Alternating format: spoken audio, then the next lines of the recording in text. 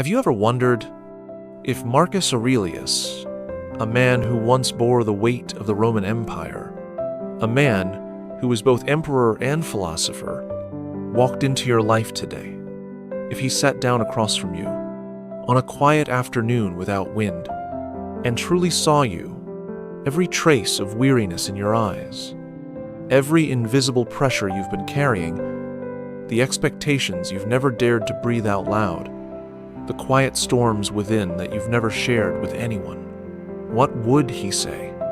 He wouldn't pat your back. He wouldn't offer cliches like, "It's going to be okay."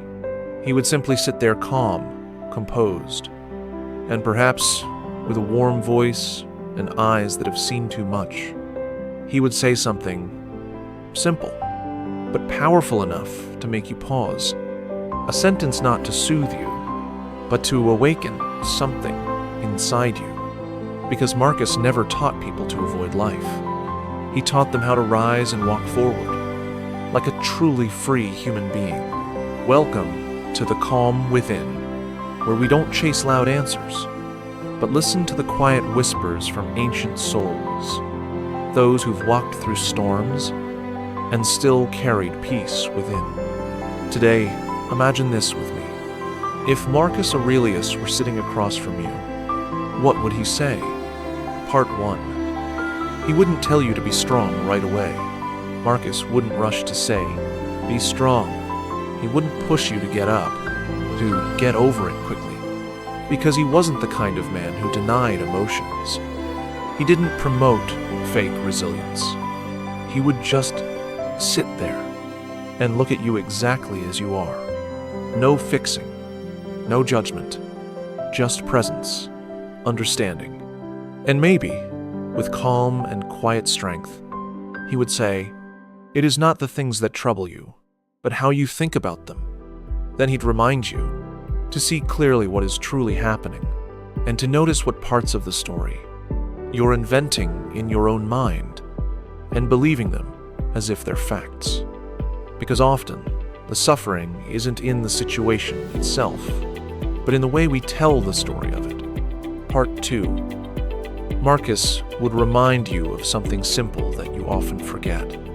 Maybe today, you're running after something that seems important, a looming deadline chasing you by the hour, a glance of approval from someone, an image of who you think you're supposed to become. You're tired. You feel the pressure. You sense that you're slipping away from yourself, and you don't know how to stop. But Marcus, with the calm of someone who once stood at the center of chaos, might simply tell you, you may fall into any circumstance, but you always have one freedom left, the freedom to choose how you respond.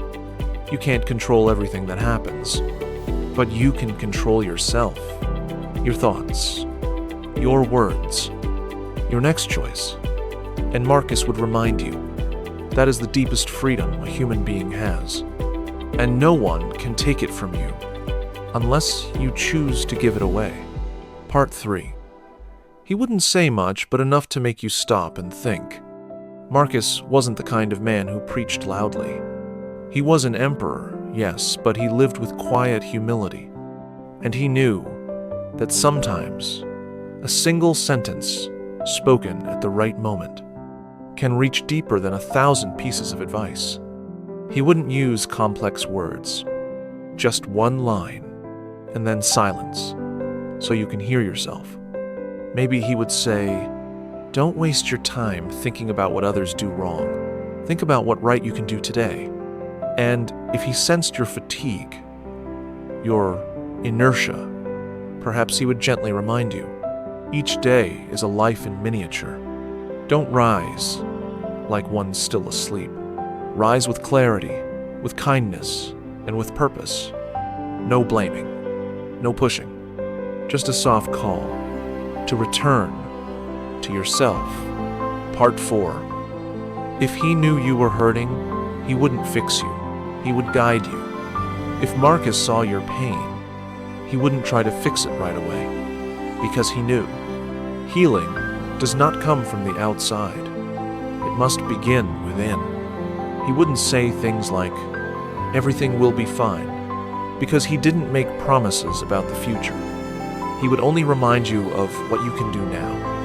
Maybe he would write something in the palm of your hand.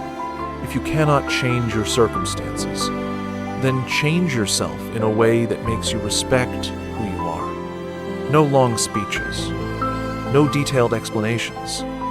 Then he'd quietly rise, calm, steady, and walk away, as if he was never there, leaving behind only a question, simple but unforgettable. Who do you wish to become when no one is watching and no one is asking anything of you? A quiet reminder from the calm within. Marcus Aurelius is no longer walking this earth, but the words he once wrote to himself can still reach us, perhaps more deeply than any modern advice ever could. Because human beings have never stopped searching for peace. Only the way we speak of it has changed with time. And if you are on that same journey, the journey back to clarity, stillness, and inner strength, then maybe the whispers of an old Roman philosopher are the quiet light you've been needing. Thank you for staying until the end of today's reflection. If this video gave you even a moment of stillness, then Marcus has spoken.